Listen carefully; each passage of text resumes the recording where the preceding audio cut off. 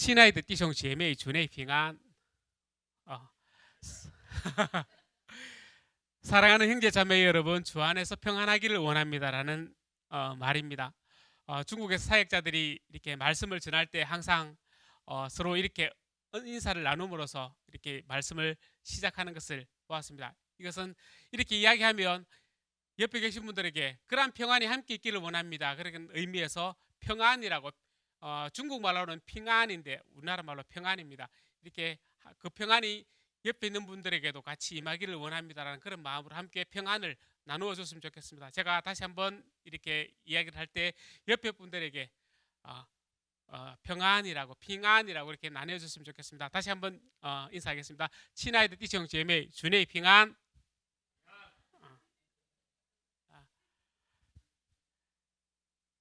귀한 교회에 이렇게 초청해 주셔서 함께 하나님 은혜의 말씀을 나눌 수 있는 귀한 시간들을 주셔서 감사합니다.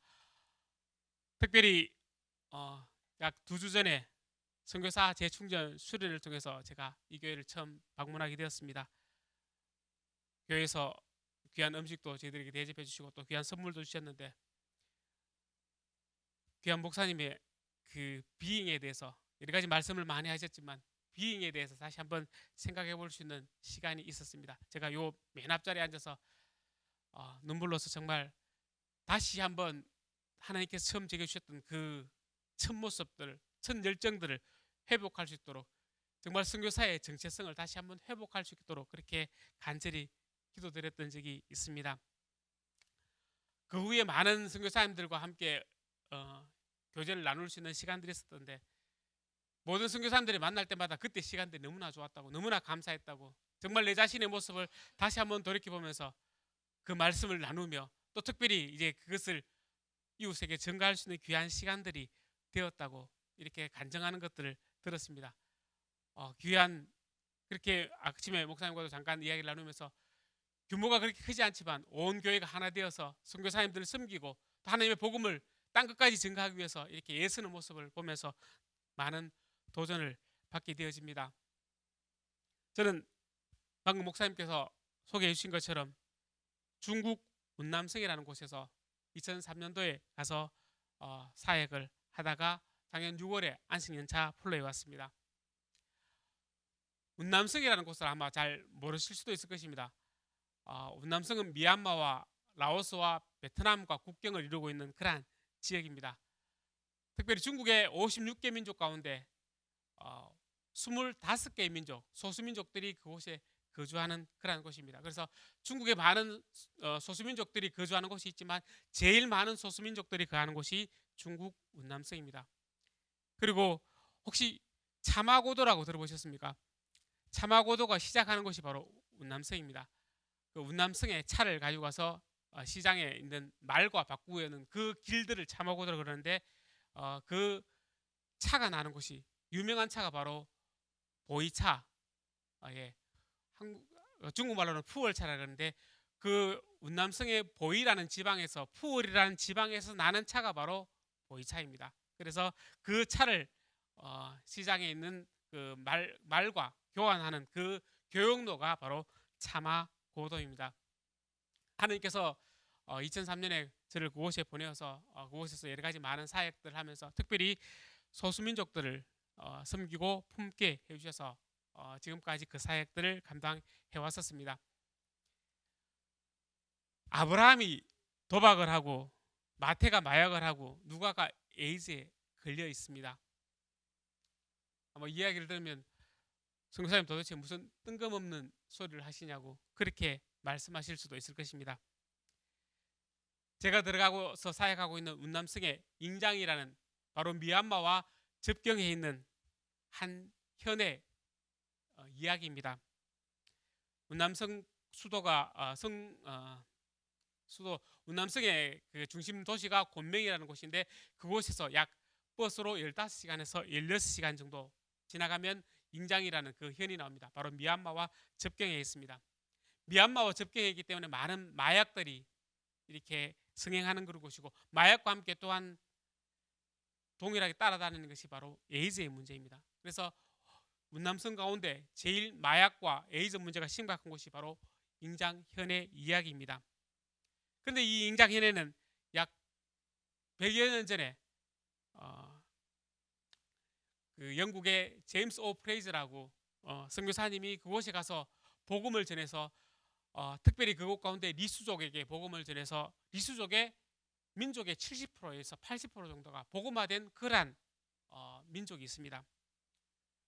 그런데 그 오랜 시간들이 지나고 난 뒤에 그 리수족과 징포족 그 민족들은 예수 그리스도를 받아들이긴 받아들였지만 그 이후에 많은 삶의 능력들을 상실해버려서 그들을 자녀들에게 너희들은 성경에 이러한 위대한 믿음의 자녀들처럼 믿음의 선조들처럼 그렇게 살았으면 좋겠다라는 그런 마음으로 그들에게 아브라함이라는 이름을 주고 그리고 마태라는 이름을 누가라는 이름을 바울이라는 이름을 지어줬지만 실질적으로는 그러한 능력 있는 삶을 살지 못하고 아브라함이 도박에 빠져 있고 마태가 마약에 빠져 있고 누가가 에이즈에 걸려 있는 그러한 서글픈 현실이 되어버린 곳이 바로 제가 들어가서 사역하는 곳입니다.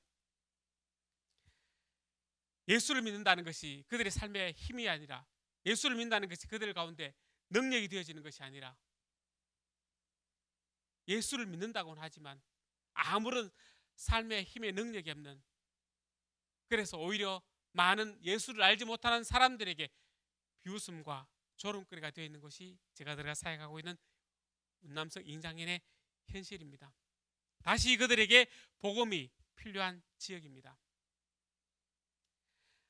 많은 그리스도인들이 이 땅을 살아가면서 능력 있는 삶을 살아가기를 원할 것입니다. 아마 이 자리에 특별히 새벽기도 외워서 함께 부르짖고 있는 우리 사랑하는 성도님들은 다 그런 꿈을 가지고서 그런 마음을 가지고서 이 땅 지금 이 자리에 앉아 계실 것입니다.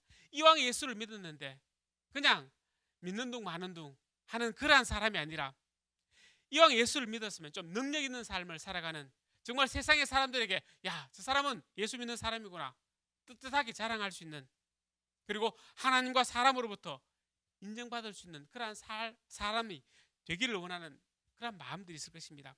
세상이 감당치 못할 그러한 믿음의 삶을 살아가기를 원하는 마음들이 아마 제게도 아마 여러분들 가운데도 있을 줄 압니다. 그렇다면 도대체 어떻게 살아가는 것이 하나님께서 기뻐하시는 능력 있는 삶일까? 어떻게 살아가는 것이 정말 주님께서 원하시는 그러한 삶일까라는 것을 생각해 보았습니다. 저는 선교사로서 제가 생각하고 있던 능력의 삶은 이런 것이었습니다. 제가 한 번은 이제 시골에 들어가서 방금 이야기했던 그 잉장현의 소수민족 촌에 들어가서 예배를 드리고 있는데 한 그 환자를 데리고 왔습니다. 딱 보기에도 이 사람은 이미 병이 오래되었구나. 얼굴이 누렇게 이렇게 변해 있는 그런 환자였습니다. 이야기를 들어보니 간암 말기여서 병원에서 더 이상 손을 쓸 수 없어서 그냥 집에 와서 요양하면서 죽을 날만 기다리고 있는 그런 환자였습니다. 제가 그 사람에게 기도를 하면서 제 마음속에 하나님 제게 정말 능력을 주셔서 이 기도할 때 이 사람이 치료되어지는 귀한 역사가 나타나기를 소원합니다. 그렇게 기도를 드린 적이 있습니다. 그런데 그 환자는 그렇게 낫지 않았습니다.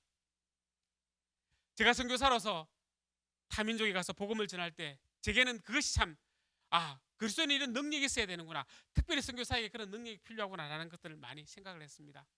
또한 다른 언어를 가지고서 사용하고 그들의 복음을 전하기에 중국어로서 유창하게 설교를 하고 중국어로서 그렇게 간증을 하고 많은 사람들을 인도할 수 있는 그런 언어의 능력을 원했습니다. 또 어떤 선교사님들은 물질적으로 많이 힘들기 때문에 정말 충분히 재정을 펀드레이징을 할 수 있는 그런 선교사님을 가르쳐서 저 선교사님은 능력 있는 선교사님이구나 라고 그렇게 생각을 하는 그런 분들이 많이 있습니다. 아마 제가 생각해왔던 능력 있는 삶은 방금 제가 말씀드렸던 그러한 것들입니다. 아마 우리 성도님들도 그러한 능력들을 원할 것입니다. 각자가 다르지만 꿈꿔왔던 그리스도인이라면 적어도 이렇게 살아야겠구나, 그리스도인이라면 이런 능력 있는 삶을 살아야겠구나라는 그러한 능력들이 마음속에 있을 것입니다. 그렇습니다. 좋은 치료의 능력들, 그리고 방언을 말할 수 있는 능력들, 그리고 많은 그 설교를 통해서 많은 사람을 하나님께로 인도할 수 있는 그것도 하나님께서 제게 우리들에게 또 주시고자 하는 그러한 능력 있는 삶일 것입니다. 그런데 성경 말씀을 보면 반드시 또한 하나님께서 원하시는 능력이 그런 것으로서 외적으로 드러나는 것으로서 표시되어지는 것이 아님을 깨달을 수 있게 되었습니다. 우리가 잘 알고 있는 마태복음 7장 말씀에 보면 나더러 주여 주여 하는 자마다 천국에 들을 것이 아니요 하나님의 뜻대로 행하는 사람이라고 말씀하시면서 어떤 사람이 주님 앞에 나와서 내가 주님의 이름으로 선지자 노릇을 하고 주님의 이름으로 귀신을 쫓아내었는데 왜 주님 저를 알지 못합니까? 라는 그러한 기록이 나옵니다. 많은 사람들이 겉으로 드러나는 이적과 기사 그러한 능력을 원하지만 그러나 하나님께서 원하시는 그러한 능력은 반드시 외적으로 드러나서 표현되어지는 그러한 능력이 아니라는 것을 또한 성경을 통해서 우리에게 말씀해 주고 있습니다. 그러면서 오늘 이 본문의 말씀을 읽으면서 하나님께서 제게 원하시는 능력 또한 우리 그리스도인들에게 이 땅 가운데서 어떻게 살아가는 것이 참다운 그리스도인의 삶인가를 다시 한번 깨닫게 해주셨습니다. 아마 이 자리에 오신 분들은 여러 가지 많은 문제들을 가지고서 아마 이 자리에 오셨을 것입니다. 각자 나름대로 인생의 여러 가지 많은 무게들을 가지고서 이 땅에 오셨으며 지금 또 기도하고 있을 것입니다. 저희들이 안식년을 준비하면서 특별히 저희들이 제가 그 안식년을 준비하면서 미국에 비자를 넣을 때 많은 선교사님들이 이 플로에 오기 위해서 서류를 넣었는데 다 이렇게 리젝을 당했던 그런 경우가 있습니다. 그래서 제가 이렇게 서류를 넣고 저는 중국에서 이렇게 인터뷰를 하고 했는데 미국의 플로에 들어가게 되었다는 이야기를 들었을 때 많은 사람들이 축하해 주었습니다. 저희들이 그때 함께 이제 서류를 넣기 위해서 준비하면서 온 가족이 함께 기도할 때 저희들 생각으로는 미국에 가면 모든 문제가 해결될 것이라 그렇게 생각했습니다. 그리고 제 생각에 야 미국에 있는 사람들은 참 대단한 사람들이다. 우리가 그렇게 가고 싶어 하는데도 갈 수 없는 그러한 곳에 사시는 분들은 얼마나 대단한 사람인가라는 그러한 환상들이 저희들 가운데 있었습니다. 근데 미국에 와서 막상 많은 성도님들과 함께 교제하면서 살아가는 모습을 보니까 여러 가지 힘들고 어려운 문제로 똑같이 동일하게 고민하며 힘들어하며 눈물을 흘리는 그런 성도님들을 만나게 되었습니다.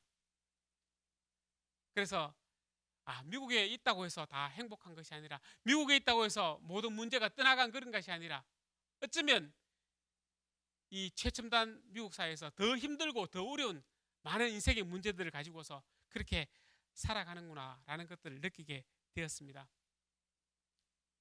오늘 이 본문의 말씀에 바울은 고린도 교인들을 향해서 예수 그리스도를 믿는 너희들에게 때로는 사방으로 우겨 사는 그런 일들을 당할 수 있다고 말하고 있습니다. 때로는 차마 다른 사람들에게 말할 수 없는 답답한 일로서 어려움을 당할 수 있다고 말하고 있으며 때로는 예수 믿기 때문에 많은 박해를 당하기도 하고 때로는 예수는 믿는다는 그 이유 때문에 거꾸로 뜨림을 당할 수 있다고 그렇게 말하고 있습니다. 어쩌면 여러분들의 문제일지도 모르겠습니다. 예수를 믿기 때문에 많은 어려움을 당하고 예수를 믿기 때문에 답답한 일을 당하고 예수를 믿기 때문에 많은 핍박이 있는 그러한 환경이 바울이 고린도 교회들에게 행했던 그 상황이나 지금 우리가 살아가고 있는 상황이나 비슷한 상황인 것 같습니다. 어떤 사람은 예수를 믿기만 하면 모든 문제가 해결될 것이라고 생각합니다. 예수를 믿기만 하면 만사형통이라고 생각되집니다. 그렇습니까? 아니요. 오히려 예수를 믿기 때문에 더 많은 어려움들이 있음을 성경은 우리에게 가르쳐주고 있습니다. 사방으로 우겨 상을 당할 수 있으며 답답한 일을 만날 수 있으며 박해와 핍박을 당할 수가 있습니다. 예수님과 그 제자들이 탄 배에도 때로는 풍랑이 일어나서 고난과 어려움을 당하였다는 것을 우리가 기억할 필요가 있습니다. 그런데 오늘 본문의 말씀 보면 우리 자신의 모습만 바라보면 우겨쌈을 당하고 답답한 상황을 만나면 포기할 수밖에 없고 좌절할 수밖에 없는 그런 상황이지만 그러나 오늘 본문의 말씀에 오히려 그렇지 않다고 말씀하고 있습니다. 우리는 질그릇과 같은 연약한 존재입니다. 아주 작은 충격에도 쉽게 깨어줄 수밖에 없는 존재가 바로 질그릇입니다. 아무도 귀하게 여겨주지 않는 존재가 바로 질그릇과 같은 존재입니다. 그런데 본문의 말씀은 사방에 우겨삼을 당하여도 우겨삼을 당하지 아니하며 답답한 일을 당하여도 낙심하지 아니하며 박해를 받아도 버림받지 않고 거꾸로 뜨림을 당하여도 망하지 않는다고 말하고 있습니다. 어떻게 그럴 수가 있습니까? 답답한 일을 당하고 우겨삼을 당하면 좌절하고 낭망하는 것이 질그릇과 같은 우리가 당연히 겪어야 될 그러한 일임에도 불구하고 그렇게 어려움 가운데서도 이길 수 있는 비결은 오늘 본 말씀에 질그릇과 같은 우리 가운데 보배가 있다고 말씀하고 있습니다. 능력의 근원은 내게 있는 것이 아니라 내 안에 있는 하나님께 있다고 본문의 말씀은 우리에게 가르쳐주고 있습니다. 예수를 믿는 우리들도 우겨삼을 당하지만 사이지 않는 것은 답답한 일을 당하여도 낙심하지 않고 핍박을 당하여도 버림받지 않고 거꾸로 뜨림을 당하여도 망하지 않는 이유는 그것을 이길 힘이 내게 있는 것이 아니라 바로 내 안에 함께 하시는, 나와 함께 하시는, 질그릇과 같은 우리들과 함께 하시는 주님께 있기 때문이라고 바울은 분명하게 말하고 있습니다. 무엇이 여러분들을 힘들게 하고 있습니까?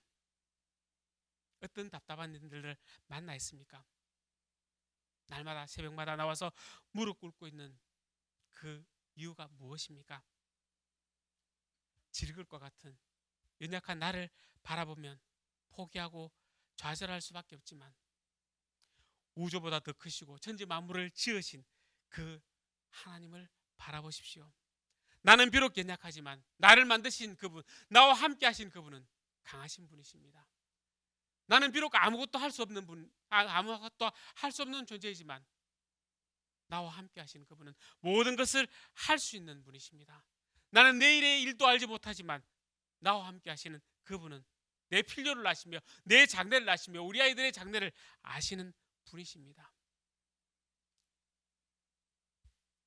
제자들이 풍랑 앞에 있을 때 그들의 힘과 경험으로서 아무것도 할 수 없어서 좌절하고 낭망되었을 때 그들이 할 수 있었던 것은 오직 한 가지, 그들과 함께 하셨던 그 예수님을 깨우면서 주여 우리가 죽게 되었습니다, 우리를 구원해 주시라고 부르짖으며 그 주님께 나아갔던 것입니다. 우리가 사방에 우겨삼을 당할 때, 어렵고 힘든 일을 당할 때, 답답한 일을 당할 때 도대체 어떻게 하면 이 어려움 가운데서 내가 이 길들을 헤쳐나갈 수 있을까?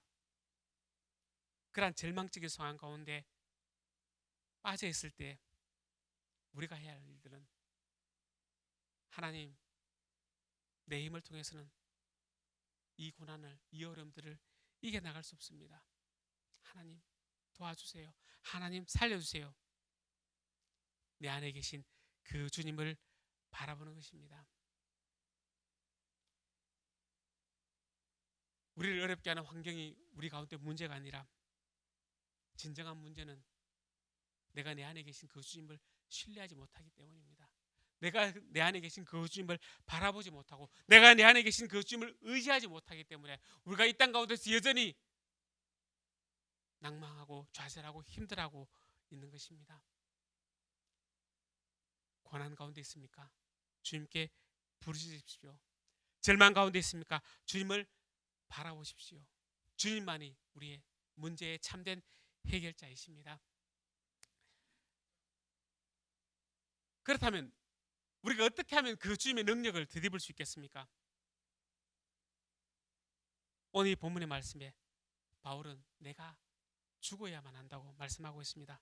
10절에 보면 바울은 항상 예수의 죽음을 몸에 짊어졌다고 그렇게 고백하고 있습니다. 11절은 항상 예수를 위하여 죽음에 넘겨졌다고 그렇게 바울은 말하고 있습니다. 내가 죽어야만 내 안에 계신 예수님이 살고 내 안에 계신 예수님께서 살아나셔야, 내 안에 계신 예수님께서 일하셔야 능력 있는 삶을 살아갈 수 있는 것입니다. 그래서 바울은 고백하기를 나는 날마다 죽노라고 그렇게 고백하고 있습니다. 예수님께서 동일하게 하늘의 밀알이 땅에 떨어져 죽지 않으면 하늘 그대로 있을 것이지만 죽어야만이 많은 열매를 맺을 것이라고 말씀하고 있습니다. 아마 이 자리에 계신 분들 가운데 누가 그것을 모르겠습니까? 내가 죽어야만 내 안에 예수님께서 살아 역사하신다는 것들, 그것을 모르시는 분은 아무도 없을 것입니다. 그런데 문제는 이 죽는다는 것이 쉬운 일이 아니기 때문입니다. 우리가 은혜를 받고 기도할 때는 마치 죽은 것처럼 보이지만, 그러나 가까이 다가가 보면 그것은 죽은 것이 아니라 잠시 죽은 척 하는 것 뿐입니다. 어렵고 힘든 상황이 다가오면 다시 내 안에 있던 자아가 살아 움직여서 예수의 능력이 나타나는 것이 아니라 이전에 내 옛사람의 모습이 나타나는 것을 많이 바라보게 되어집니다. 문제의 근원은 내가 죽지 않았기 때문임을 발견하게 되어집니다. 제가 선교지에 있으면서 그런 많은 일들을 경험하였습니다. 특별히 선교지에서 가장 힘든 일들이 무엇인가 많은 분들이 물어왔는데, 그때마다 어떤 복음을 전하는 그러한 선교지의 환경이 어려운 것이 아니라, 현지인들과의 관계가 어려운 것이 아니라, 제 안에 정말 처음 가졌던 그 열정들을 사라져버렸을 때, 그때가 가장 힘이 듦을 느끼게 되어졌습니다. 내 안에 자꾸 내 자신의 모습, 내 자아가 살아나기에 내 자아 때문에 가족과 다투게 되고, 내 자아 때문에 집사람이 힘들어하게 되고, 내 자아 때문에 우리 아이들이 힘들어하는 것들을 참으로 많이 경험하였습니다. 그래서 집사람은 그것이 스트레스가 되어서 2번이나 이 갑상선 암이 걸려서 수술을 하게 되었습니다. 그리고 나중에는 또 공황장애가 오고 정신적으로 불안장애가 오는 그러한 어려움들을 겪게 되었습니다. 그때마다 하나님께서 제 모습을 돌아보게 하셨습니다. 문제의 근원은 외부의 환경에 있는 것이 아니라 죽지 못하는 나 때문에 있음을 깨닫게 해주셨습니다. 내 힘으로 노력하고 내 힘으로 나아가면 죽은 것처럼 할 수는 있지만, 그러나 죽는 데까지는 나아가지 못하고 여전히 어렵고 힘들 때마다 내 안에 그 자아가 살아나서 가족을 힘들게 하고 선교지를 힘들게 하는 그런 모습을 경험하게 되었던 것입니다. 그래서 바울이 고백한 것처럼, 오라 나는 공고한 사람이로다. 누가 이 사망에 오면서 나를 건져내랴. 탄식하며 절규하였던 그러한 그 탄식이 제 탄식이 될 수밖에 없었습니다. 하나님, 어떻게 하면 우리 가족을 살릴 수 있습니까? 어떻게 하면 이 선교지를 살릴 수 있습니까?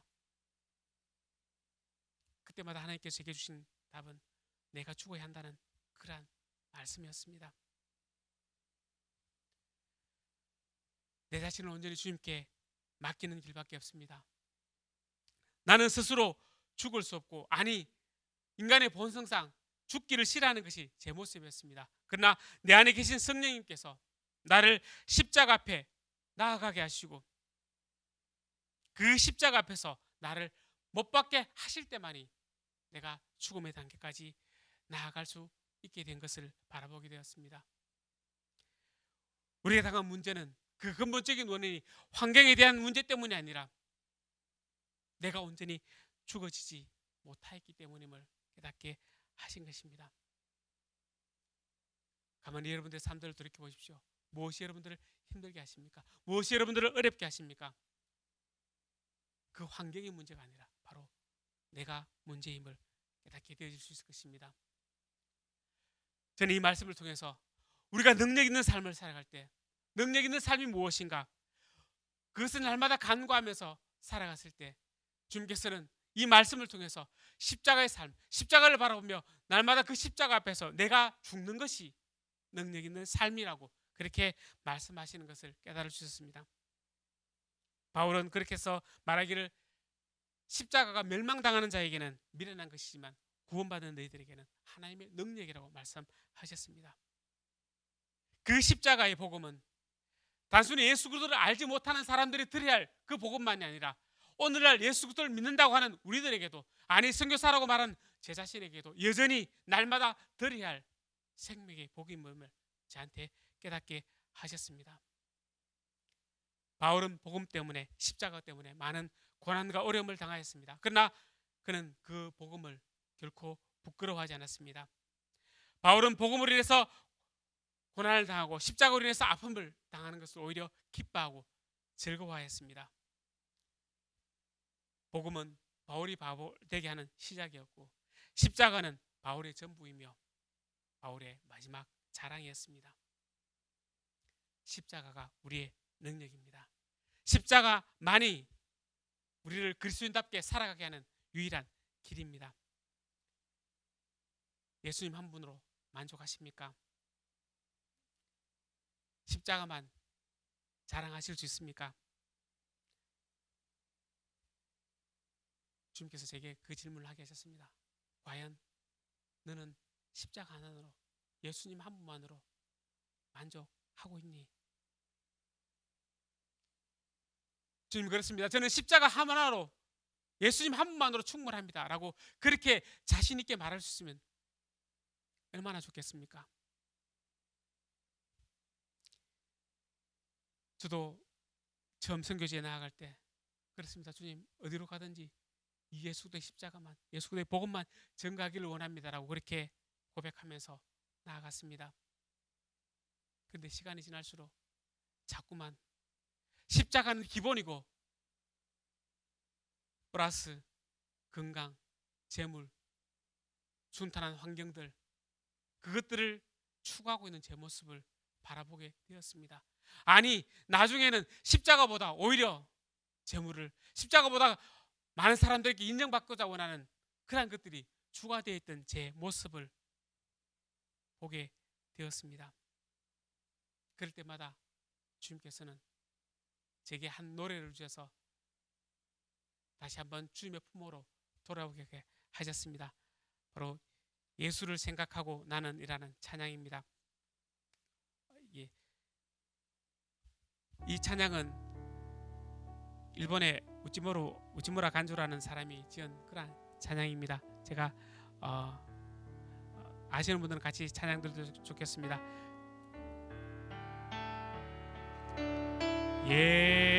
예수를 생각하고 나는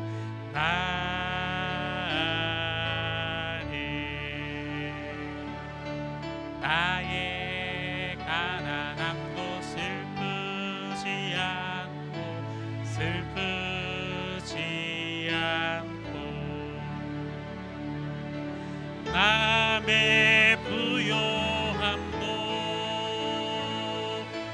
부럽지 않나니 예수를 생각하고 나는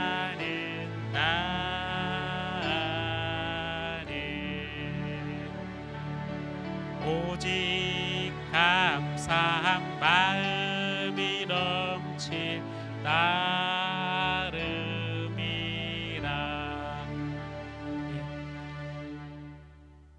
선교사의 제게도 잘 되어지기를 원하고 많은 사람들 앞에 인정받기를 원하고 좀 평탄한 길들을 살았으면 하는 그런 바람들이 있을 때가 많이 있었습니다. 그럴 때마다 주님께서는 이 찬양을 제게 주시면서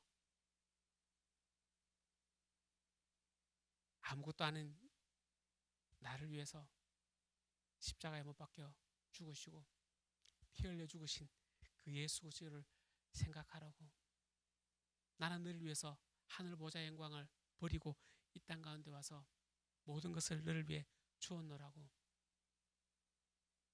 그렇게 말씀하시는 그 말씀 앞에서 그렇습니다.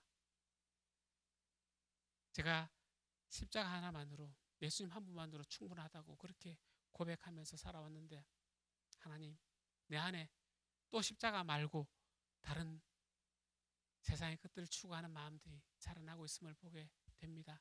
하나님, 다시 십자가로 돌아가기를 소망합니다. 다시 예수님만 바라보는 자가 되기를 원합니다라고 그렇게 고백하면서 주님 앞에 나아갔던 적이 있습니다. 여러분들도 그랬으면 좋겠습니다. 마지막으로 제가 사역을 하면서 겪었던 한 일들을 나눔으로써 말씀을 마치고자 합니다. 제가 사역가 있던 인정지역은 운남 권명에서 약 17시간 정도 버스를 타고 가야 됩니다. 침대 버스를 타고 가는데 그날은 제가 침대 버스가 요게 가로가 요 정도 되고 세로가 약 1m 70 정도 되는, 그래서 한 사람이 딱 들어가면 움직이지도 못하는 그런 좁은 공간입니다. 그래서 저희들은 선교사님들 이야기하기를 관에 들어간다고, 똑 들어가면 관처럼 한 사람만 딱 들어가서 누울 수 있는 그런 곳입니다. 그것을 17시간 정도 이렇게 좋은 길도 아니고 울퉁불퉁한 길들을 간다고 생각해 보십시오. 많이 힘들고 어려운, 그래서 가기 전에는 이 길들 또 가야 한다나 또 가야 되나 라는 그런 생각이 참 들 때가 많이 있습니다. 특별히 그날은 허리가 아파서 참 가기 싫다라고 그렇게 생각을 하면서 그래도 일들이 주어졌으니까 그 침대 버스를 타고 그 ing장현이라는 곳에 도착했습니다. 그래서 거기서 사역을 끝내고 마침 거기 사역자가 또 다시 자기가 있던 자기 마을의 교회를 좀 와서 돌아봐 달라고 그렇게 이야기를 하면서 한국의 다마스와 같은 그 버스를 타고 거기서 다시 4시간 정도 되는 비포장도로를 타고 가는 그런 그날의 이야기입니다. 그 다 조그마한 다마스 안에 보통 6명 정도 타는데 이 중국에는 돈을 받기 위해서 10명 정도 이렇게 막 태워서 이렇게 갑니다. 그래서 맨 뒤에 앉아서 이렇게 들컹들컹 하는 곳에 가면서 이렇게 차가 비포장도를 가면서 들컹할 때마다 허리가 계속 이렇게 아파와서 마음속으로 불평하고, 하나님, 이까지 왔는 것도 하나님 귀한 일 아닙니까? 이렇게 험한 곳에 또 들어가야 됩니까? 라고 불평하고 그렇게 원망하고 있을 때 하나님께서 제게 2가지를 보이셨습니다. 하나는 너는 지금 이렇게 조그만 차라도 타고 가지 않냐고. 약 100년 전에 너보다 먼저 왔 그 선교사님들은 이 길들을 걸어서 아니면 말을 타고서 이 길들을 걸어갔는데 그 길들이 그렇게 힘이 드냐고 제게 그렇게 말씀해 주셨습니다. 또 한 가지는 예수님께서 가신 그 골고다의 길들을 제게 보여주셨습니다. 사랑하는 아들아, 내가 가는 길이 힘드니 나는 너를 위해서 골고다 십자가의 길을 걸어갔단다.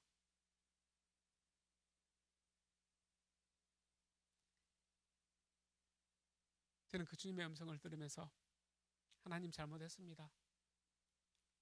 그렇습니다. 주님께서 생명을 살려가기 위해서 골고다의 십자가의 길도 기쁨으로 가셨는데 이 작은 들컹거림이, 이 작은 아픔이 무엇이 그렇게 대수겠습니까? 하나님, 다시는 길에 대해서 불평하지 않겠습니다. 라고 그렇게 고백하며 나아갔던 적이 있습니다. 이 땅을 살아가면서 힘이 들고 어려우십니까? 답답한 일들로 인해서 눈물로 기도하고 있습니까? 우리 주님께서 먼저 그 길들을 걸어가셨습니다. 그리고 내가 너와 함께하고 있노라고, 내가 가는 그 길들을 알고 있노라고 말씀해주고 계시며 나를 따라오라고 우리에게 말씀해주고 있습니다. 이 고난주간 우리가 예수 그리스도의 십자가를 묵상하면서 내가 죽을 때 나를 통해서 예수 그리스도가 살아 역사하시며 나를 통해서 생명의 주님이 나타나심을 기억하면서 사랑하는 소중한 교회 모든 성도님들이 그 예수의 능력을 드리면서 이 땅 가운데서 능력 있는 그리스도인으로 삶을 살아가기를 주의 이름으로 축원합니다. 다 같이 기도드리겠습니다.